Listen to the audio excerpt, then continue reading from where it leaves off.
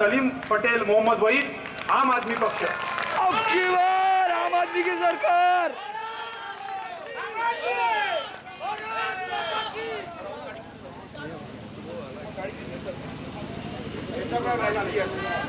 Best of luck sir.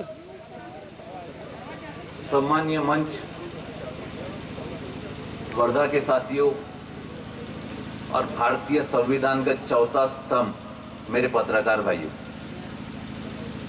जब paper में मैं अपना नाम सुनता था और देखता था तो मुझे लगता था कुछ गड़बड़ है। पत्रकार भाई शायद मेरा नाम बहुत पीछे देते हैं, लेकिन मुझे लगा कि शायद वो नाम के प्रोटोकॉल के हिसाब से लेते, तो मेरा ये शक खत्म हो गया।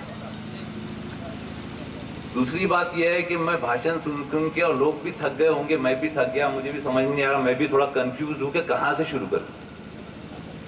तो इतने बड़े बड़े जो बातें हैं या लोकल टॉपिक्स है, मैं उसके पहले ये बोलना चाहता हूँ कि मैं मुद्दों की बात करूंगा। अधिकारी रहा हूं, नेता नहीं हूं और ना ही नेता बनना चाहता हूं। आम आदमी हूं, अधिकारी हूं, मुद्दों की बात करूंगा। आम आदमी का कैंडिडेचर बहुत लेट डिक्लेयर हुआ, और लेट इसलिए डिक्लेयर हुआ कि मुझे लगता है उसमें कुछ भलाई थी, इसलिए लेट डिक्लेयर हुआ, क्योंकि काफी लोगों ने कुछ एक्सपेक्ट नहीं किया था। उनकी राजनीति इसके ऊपर कभी बनी नहीं थी, उनकी रणनीति बनी नहीं थी। उसके बाद में अचानक मेरा कैंडिडेचर डिक्लेयर हुआ। तो मैं गाड़ी में ट्रैवल कर रहा था, आरबी वापस आ रहा था, तो उसी बीच नेशनल न्यूज पे मेरा नाम रिफ्लेक्ट हुआ कि मैं कैंडिडेट हूं करके। मुझे मालूम नहीं था कि मैं फाइनली कैंडिडेट सिलेक्ट होने वाला हूं। तो गांधी चौक में काफी लोगों ने मुझे कॉल किया और रिसीव किया, वहां पे बहुत वेलकम किया। तो मुझे समझ में नहीं आया कि मुझे तो इतने लोग जानते नहीं है, सिर्फ अधिकारी लोग जानते हैं, ये लोग कौन है जो इतनी ताकत से मुझे रिसीव कर रहे हैं। तो मुझे रिसीव करने के बाद में उन्होंने मुझे एक ही चीज की, साहब हमारा वोट आपने खराब होने से बचा लिया।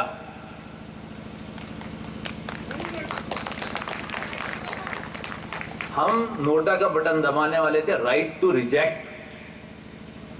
अब वर्धा की परिस्थिति यहां तक कि क्यों पहुंच गई, यह समझना बहुत जरूरी है। हम सब बात कर रहे हैं, लेकिन जो मुद्दे की बात है कि लोकशाही नाम की चीज वर्धा में नहीं है। घर में बैठ के कैंडिडेट डिक्लेयर होता है, डिसाइड होता है, उसके बाद में अपने आप वो चुन के आ जाता है, और हम सिर्फ मूक दर्शक बनकर हम मतदान करते हैं। तो ये पहली बात तो ये बात सोचिए कि हम मतदान क्यों कर रहे हैं, और हमारे मत का कोई उपयोग है कि नहीं है, और हम कौन से फॉर्म ऑफ गवर्नमेंट में हैं। हम लोकतंत्र में है या राजशाही में, या हम इसको बदलना नहीं चाहते। मैंने थोड़ा सा समाजशास्त्र पढ़ा हूं, मुझे यह बताया गया है कि नेता जो है समाज का प्रतिबिंब होता है। तो क्या समाज का प्रतिबिंब यह है या हम ऐसे हैं इसलिए हमारा नेता ऐसा है? ये चीज सोचिए। अभी तक आपके पास विकल्प नहीं था। आम आदमी पार्टी या मैं कैंडिडेट, कोई लीडर नहीं हूं, नेता नहीं हूं, सिर्फ आपको विकल्प देने आया हूं। और मैं आपको यकीन दिलाता हूं कि वर्धा में इस बार इलेक्शन होंगे, पहली बार। और हमारे लिए ये चुनाव नहीं, आम आदमी पार्टी के लिए ये चुनौती है, और हर आदमी इसके अंदर साथ देगा, मुझे 100% कॉन्फिडेंस। अब रही बात मुद्दों की, या कोई बोलेगा कि भाई अधिकारी से आपका ट्रांजिशन अचानक नेता की तरफ क्या हो गया, या आम आदमी से अचानक आप खड़े क्यों हो गए। मैं डिफेंस के बाद में, मैं डिफेंस में तो डॉक्टर था, और डिफेंस में सब ट्रेनिंग होती है, सब काम करते हैं, हम सब तरीके की हमारी ट्रेनिंग होती है। लेकिन उसके बाद मुझे प्रशासन में इंटरेस्ट हुआ, और उसके बाद में मैंने एमपीएससी देके क्लास 1 अधिकारी बना। तो मैं पॉलिसीज पढ़ता था, तो एक दो बार क्या हुआ कि मेरे डिपार्टमेंट में एक विकलांग व्यक्ति आया, बोले साहब मुझे किसी चीज का लाभ नहीं मिलता है। तो मैंने बोला नहीं भाई, आपके लिए तो योजनाएं हैं, कई सारी योजनाएं, जैसे दूसरी जो योजनाएं होती है श्रवण बाढ़ है, दूसरी योजनाएं, महिला विकलांग के लिए भी योजनाएं। तो नहीं सर, बोले मैं उसमें बैठता नहीं हूँ, क्वालिफाई नहीं करता हूँ। मैंने बोला विकलांग होने के बाद आप क्वालिफाई क्यों नहीं होते, आपके पास कोई सर्टिफिकेट है? बोले सिविल सर्जन का सर्टिफिकेट है। तो मतलब फिर आप क्यों क्वालिफाई नहीं करते? तो मैंने बुक निकाल के पढ़ना शुरू किया। उसके बाद में पढ़ने के बाद में मुझे एक लाइन लिखी हुई दिखी कि भाई विकलांग का जो पिता या माता है वो निराधार होना जरूरी है, जब विकलांग को आप पैसा दें। तो ये सोचना जरूरी है कि ये पॉलिसी मेकिंग में ऐसी गड़बड़ कैसी है। विकलांग जिसको कुदरत ने अपने आप विकलांग कर दिया, उसको अपने एक्सपेंसेस होते हैं, उसको अपना बूट बनाना है, उसको अपनी चेयर बनाना है, तो उसके लिए वैसे ही एक्सपेंसेस ज्यादा है। तुम उसके माता पिता का निराधार होने का इसके अंदर शर्त रखते हैं। तो ये सोचना जरूरी है कि हमारी पॉलिसी मेकिंग में कितना बड़ा लैप्स है।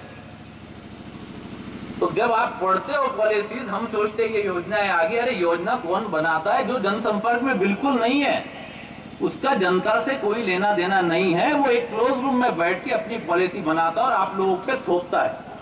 और उसमें 50 शर्तें इसलिए डालता है कि अलग अलग शर्त में अलग अलग अधिकारी अलग अलग लेवल पे आपसे पैसे खाए और वो पैसा अपने आप वापस आ जाए। योजना भी हो गई, बिजनेस भी हो गया। तो ये समझो, ये समझना बहुत जरूरी है। वैसे ही किसानों के लिए मैं एक दिन लोड शेडिंग प्रोटोकॉल पढ़ रहा था कि मैंने सुना कि वर्धा के किसानों को सिर्फ 8 घंटा 6 से 8 घंटा बिजली मिलती है। मैं भी शेतकरी हूँ, तो मैंने भी डिफेंस के बाद में 1.5 साल मैंने भी खेती की है। तो मेरा आदमी बेचारा वो सुबह जाता था, मैं तो कम करता था, यानी जाके वहाँ पे पानी ओली कम करता था, लेकिन वो मुझे बोलता था साहब अभी बिजली नहीं है, रात को आएंगी। तो आप ये देखिए, जब मैंने वो प्रोटोकॉल पढ़ा लोड शेडिंग एमएससीबी का, तो उसमें पहला ये था कि भाई industry should have 24 hours of uninterrupted power supply. ठीक है, मेरे को बड़ी खुशी हुई भाई अनइंटरप्टेड पावर सप्लाई इंडस्ट्री को होना चाहिए, तरक्की होंगी। और उसके बाद में आखिरी दर्जे पे हमारा किसान आता है। तो अगर 24 घंटे अनइंटरप्टेड पावर सप्लाई किसान को मिलनी चाहिए, इसको इंडस्ट्रीज को मिलनी चाहिए, तो किसान क्या कर रहा है? हम कृषि प्रधान देश है, हम अपने आप को कृषि प्रधान देश बोलते हैं। तो ये जो हम पॉलिसीज बनाते हैं, ये प्रोटोकॉल बनाते हैं, आज किसान को आप कनेक्शन के लिए जाएंगे तो किसान को कनेक्शन दिया नहीं जाता। बल्कि ऐसा नहीं है कि अवेलेबल नहीं है, आप घर के लिए जाइए, आपसे 5,000 रुपए लेगा नहीं लेगा, लेकिन आपको घर का कनेक्शन पक्का इलेक्ट्रिसिटी का दे देगा। लेकिन किसान का क्यों नहीं देगा? किसान के लिए इसलिए नहीं देगा कि उसको रिटर्न्स ऐसा लगता है कि कम आएंगे। तो आज जो हम माहौल बनाने की कोशिश कर रहे हैं, या पॉलिसी जो बना रहे हैं, तो वो मिसगाइड करने वाली पॉलिसीज है और वो हमारे लोगों तक नहीं पहुंचती है। आज किसान आत्महत्या कर रहा है, हम सोचते हुए आत्महत्या क्यों हो रही है? ये सिस्टमेटिक पॉलिसी है, मैं आपको बता रहा हूं। लोगों की खेती छीनने के लिए सिस्टमेटिक पॉलिसी है ये कॉन्ट्रैक्ट फार्मिंग करना चाहते हैं, जैसा हरियाणा और पंजाब में हुआ है। तो ये मुद्दे, अब पॉलिसी मेकिंग क्या है कि भाई हम नीचे से जब आपके जनसंपर्क में आएंगे तो आप बताएंगे हमको कि भाई पॉलिसी मेकिंग क्या है। आम आदमी पार्टी वही चाहती है, आपसे पूछना चाहती है, शेतकरी है तो आपकी प्रॉब्लम्स क्या है, ये आम आदमी है तो उसकी प्रॉब्लम क्या है, मजदूर है तो उसकी प्रॉब्लम क्या है, जब आप पॉलिसी बनाएंगे। अब नई डिबेट दिखने में आती है कि भाई नमो वर्सेस रागा, ये क्या चीज है? एडवोकेट साहब यहाँ पे है, मैं उनके भी एक्सपर्ट ओपिनियन लेना चाहूंगा कि are we into presidential form of government या डेमोक्रेसी में हम? आप ये सवाल पूछिए कि भाई जैसा यूएस में प्रेसिडेंट का इलेक्शन होता है वैसे हिंदुस्तान में होंगे क्या? हमारा संविधान क्या कहता है? आप तो अराजकता की पूरी सीढ़ियां क्रॉस करते चले आ रहे हो और आम आदमी अराजक है। पहले ये सोचो कि डेमोक्रेसी में हम जो नेता चुनते हैं यहां से, उसके बाद जाके वो सब मिलके वहां का प्रधानमंत्री तय होगा, ना कि ऊपर से आएगा। ये रिवर्स सिस्टम है, आप लोग समझने की कोशिश करो। सिस्टमेटिकली आपको ऐसा प्रोडक्ट बेचने की कोशिश की जा रही है, क्योंकि ये दोनों पक्ष जो है इनके पास आज जनता को जवाब देने के लिए कुछ भी नहीं है। तो इन्होंने डिबेट ऐसे जगह पे ले जाके खड़े कर दिया, अरे भाई राहुल गांधी बने या नरेंद्र मोदी बने, मुझे क्या करना पड़ता आम आदमी को? यहाँ पे वो दोनों यहाँ आने वाले हैं क्या? सिर्फ इलेक्शन में अभी तो 2-2 बार आ गए घबराहट के मारे।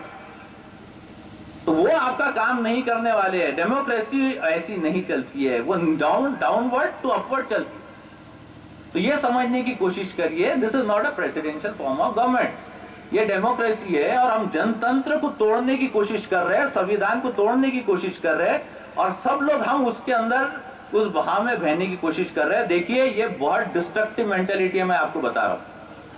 आज सिस्टमेटिकली हमने इस सिर्फ चीजों को फाइंड आउट किया है। अब लोकल मुद्दे की बात करो तो साहब ने, सागर मेघे साहब के रिप्रेजेंटेटिव ने मुझे कहा या भाषण में कहा कि भाई मेडिकल फैसिलिटीज चलाते हैं, तो मुझे भी अच्छा लगा। मैं भी दौरा कर रहा हूँ, पूरे एरिया का दौरा कर रहा हूँ, और रोज मैं 25 से 30 किलोमीटर चलता भी हूँ मार्केट, क्योंकि मेरे पास तो पैसा नहीं है, तो कम से कम मुझे दौड़ दौड़ के लोगों से मिलना है, जंप करना है, और उनकी प्रॉब्लम्स क्या है वो चीज को सुनना है। तो आप लोगों को मैं पॉलिसी की चीजें बताता हूँ कि भाई इन्होंने कहा कि भाई मेडिकल फैसिलिटीज दी जाती है, उसके तय में आप जाइए। This is a private institute, और MCI medical council of India और डेंटल काउंसिल ऑफ इंडिया का रूल्स है कि अगर आपका 100 बेडेड हॉस्पिटल है तो उसके हिसाब का आपको पेशेंट होना जरूरी है, otherwise you will be disqualified by taking education. ये समझना जरूरी है, MCI DCI के रूल्स है, नॉर्म्स है। तो अब पेशेंट जो है जन सेवा के लिए नहीं लिया जा रहा है, वो जो डॉक्टर्स वहां सीख रहे हैं प्राइवेट, जिनका डोनेशन 1-1 करोड़ रुपया है, उनकी सेवा के लिए पेशेंट लिए जा रहे हैं, नहीं तो आपका रिकॉग्निशन कैंसिल हो जाएगा।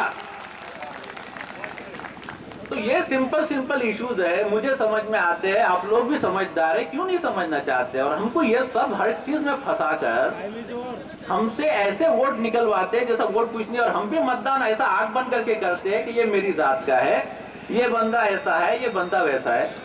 तो ये सब चीजें बंद करिए, एलिजिबल कैंडिडेट ढूंढिए, पक्ष अच्छा ढूंढिए और उसको मतदान करिए, और कम से कम 100% मतदान करिए। जरूरी नहीं कि मुझे करिए, लेकिन 100% कम से कम मतदान करिए, उसका वेट जानिए। Thank you very much. Time साहब ने मुझे अलार्म कर दिया है, मैं ज्यादा बोलना चाहता था, लेकिन थोड़ा मैं नेता बनने से रुकता हूँ, तो अभी मैं इसी में क्लोज करता हूँ। आपके जो भी प्रश्न है या विजन आप पूछना चाहते हैं तो मुझे कभी भी आप पूछ सकते हैं, मैं तो हर चीज का जवाब देना चाहता हूँ, तो आप पूछ सकते हैं, मैं आपका जवाब दूंगा। Thank you very much.